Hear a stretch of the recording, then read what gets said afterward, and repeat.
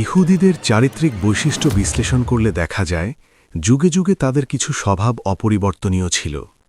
তারা শুরু থেকেই ছিল চরম ধূর্ত, হিংসুটে, লোভী, ভীতু এবং বিশ্বাসঘাতক।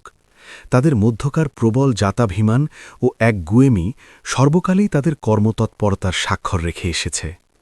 ইতিহাসের পাতায় তাদের অপকর্মের ফিরিস্তি অনেক দীর্ঘ। সেই ইয়াকুব আলাইহিসসালামের যুগে ছোট ভাই ইউসুফের সাথে হিংসা করে তাকে গভীর কূপে ফেলে দেওয়ার মধ্য দিয়ে তাদের এই চারিত্রিক অধপতনের শুরু হয়েছিল। মুসলিমদের বিশ্বাস অনুযায়ী তাদের এই ষড়যন্ত্র ও অপকর্মের ধারা শেষ হবে আখেরি জমানায় মাসিহুদ দাজ্জালের হত্যার মধ্য দিয়ে। বর্তমান বিশ্বেও তারা নিজেদের ধূর্ত বুদ্ধিকে কাজে লাগিয়ে বিশ্ববাসীকে ধোঁকা দিচ্ছে এবং গ্রেটার ইসরায়েল রাষ্ট্র প্রতিষ্ঠার জন্য বিশ্বজুড়ে ষড়যন্ত্রের এক বিশাল জাল বুনে যাচ্ছে। ইহুদিদের ইতিহাসের এক উজ্জ্বল অধ্যায় ছিল মুসা আলাইহিসসালামের নবুয়াতকাল। ফেরাউনের চরম অত্যাচার থেকে আল্লাহ তাআলা মুসা আলাইহিসসালামের মাধ্যমে তাদের অলৌকিকভাবে রক্ষা করেছিলেন।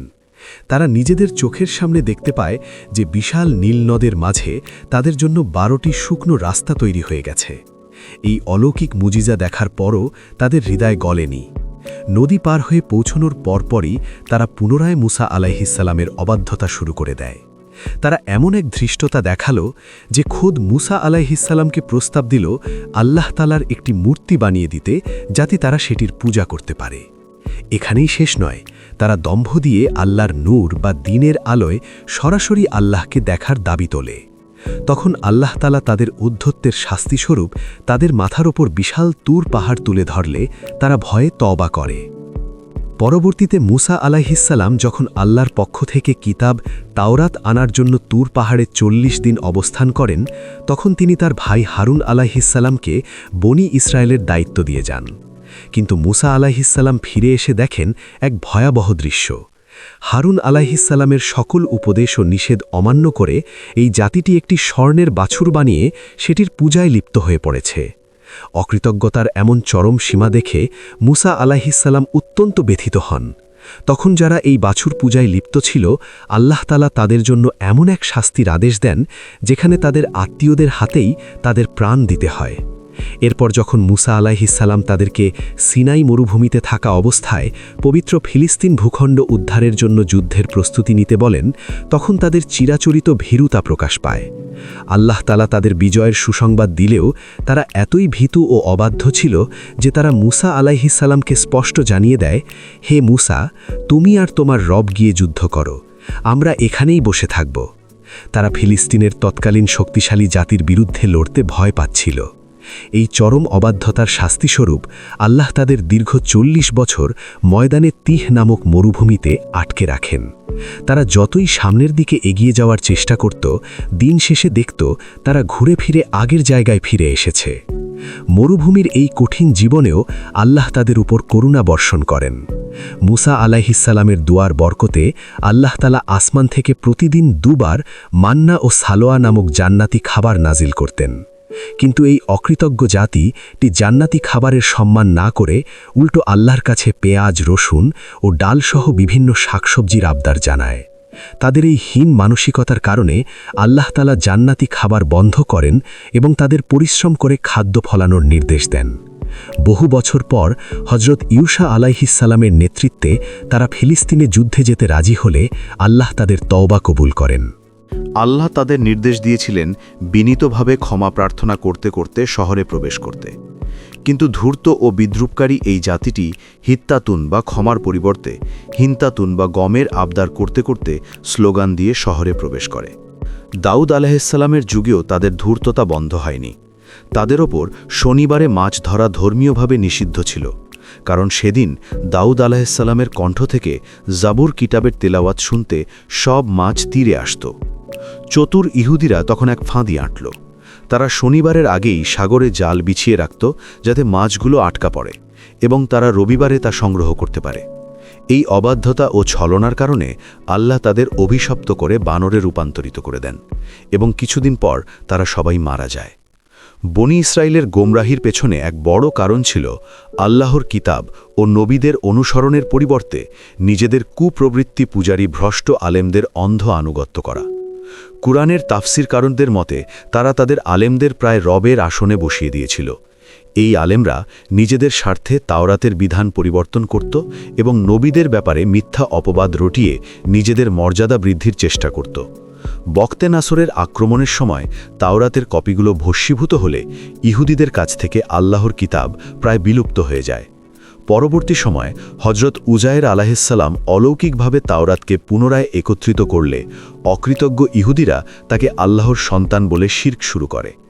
এই অরাজক পরিস্থিতির সুযোগে আলেমরা ওহির শিক্ষার পরিবর্তে নিজেদের বানানো কথা দিয়ে তালমুদ নামক বিশাল এক কিতাব সংকলন করে। তারা দাবি করতে শুরু করে যে মুসা আলাইহিসসালাম যখন তুর পাহাড়ে গিয়েছিলেন তখন তার সাথীদের কিছু গোপন জ্ঞান দেওয়া হয়েছিল যা অলিখিত ছিল। এই মিথ্যা দাবির উপর ভিত্তি করেই তারা তালমুদকে ওহির সমমর্যাদায় নিয়ে আসে। ধীরে ধীরে তালমুদ তাওরাতের চেয়েও বেশি গুরুত্বপূর্ণ হয়ে ওঠে এবং মানুষ নবীদের চেয়ে ভ্রষ্ট আলেমদের কথাকে বেশি মান্য করতে থাকে। নিজেদের কর্মকাণ্ডকে বৈধতা দিতে এই ভ্রষ্ট আলেমরা পবিত্র নবীদের চরিত্রের ওপর কালিমা লেপনের চেষ্টা চালায়। তারা দাবি করতে থাকে যে নবীরাও সাধারণ মানুষের মতো ভুল ও গুনাহ করতে পারেন। এই অশুভ উদ্দেশ্যে তারা নূহ আলাইহিসসালামকে শরাব পানকারী, লূত আলাইহিসসালামকে অশ্লীল কাজে লিপ্ত হওয়া এবং ইয়াকুব আলাইহিসসালামকে ধোঁকাবাজির মিথ্যা অপবাদে অভিযুক্ত করে। নাউজুবিল্লাহ।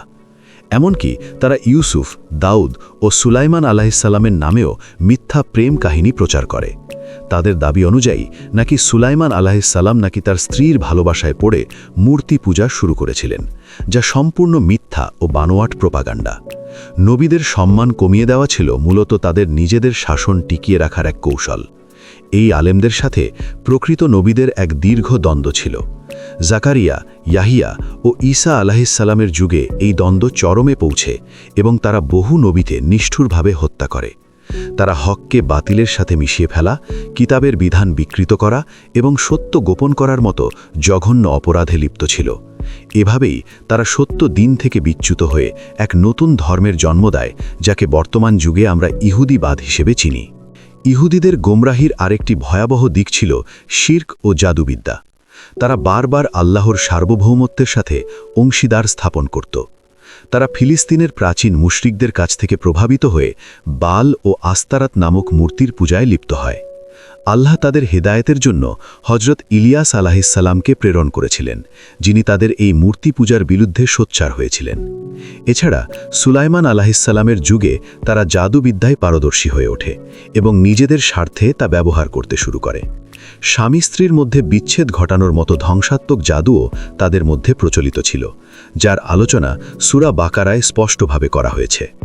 ইহুদিরা ছিল প্রচণ্ড জাতিভিমানী ও একগুঁয়ে।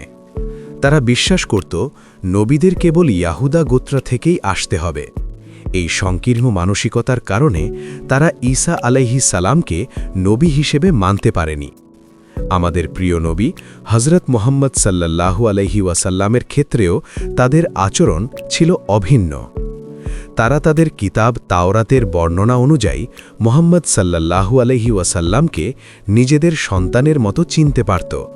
তবুও তিনি ইসহাক আলাইহিসসালামের বংশের বদলে ইসমাইল আলাইহিসসালামের বংশে অর্থাৎ আরবদের মধ্যে জন্ম নেওয়ায় তারা অহংকারবশত তাকে অস্বীকার করে। মদিনায় হিজরতের পর রসুলুল্লাহ সাল্লাল্লাহু আলাইহি ওয়াসাল্লামের সাথে মদিনার তিনটি প্রধান ইহুদি গোত্র বনু কাইনুকা, বনু নাজির ও বনু কুরাইজার শান্তি চুক্তি স্বাক্ষরিত হয়, কিন্তু তারা তাদের স্বভাবজাত বিশ্বাসঘাতকতা বজায় রাখে। বনু কাইনুকা এক মুসলিম নারীকে লাঞ্ছিত করে চুক্তি ভঙ্গ করে।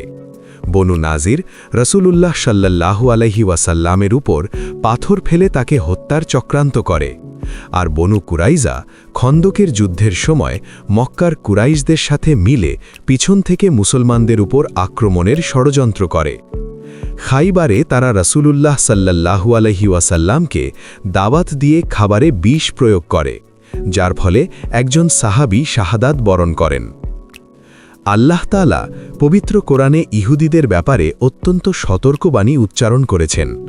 সূরা হাশরের 14 নম্বর আয়াতে বলা হয়েছে, তারা কখনোই সম্মুখ যুদ্ধে জয় হওয়ার ক্ষমতা রাখে না, বরং তারা সুরক্ষিত দেয়ালের আড়াল থেকে যুদ্ধ করতে পছন্দ করে তাদের নিজেদের মধ্যে বিরোধ প্রচণ্ড হলেও বাহ্যিকভাবে তাদের ঐক্যবদ্ধ মনে হতে পারে আল্লাহ আমাদের সতর্ক করে সূরা আলে ইমরানের ১১৮ নম্বর আয়াতে বলেছেন হে মুমিনগণ তোমরা তোমাদের ছাড়া অন্য কাউকে অন্তরঙ্গ বন্ধু হিসেবে গ্রহণ করো না তারা তোমাদের সর্বনাশ করতে ত্রুটি করবে না এবং তাদের অন্তরে তোমাদের প্রতি তীব্র শত্রুতা গোপন রয়েছে বন্ধুরা ইসলামের বীরত্ব ও মুসলিম উম্মাহের প্রকৃত ইতিহাস জানতে আমাদের দিনের গল্প চ্যানেলটি সাবস্ক্রাইব করে আমাদের পাশে থাকুন আপনার একটি সাবস্ক্রিপশন এবং একটি শেয়ার আমাদের নতুন নতুন তথ্যবহুল ভিডিও নির্মাণে অনুপ্রাণিত করবে ভিডিওটি সম্পূর্ণ দেখার জন্য আপনাকে ধন্যবাদ ভালো থাকবেন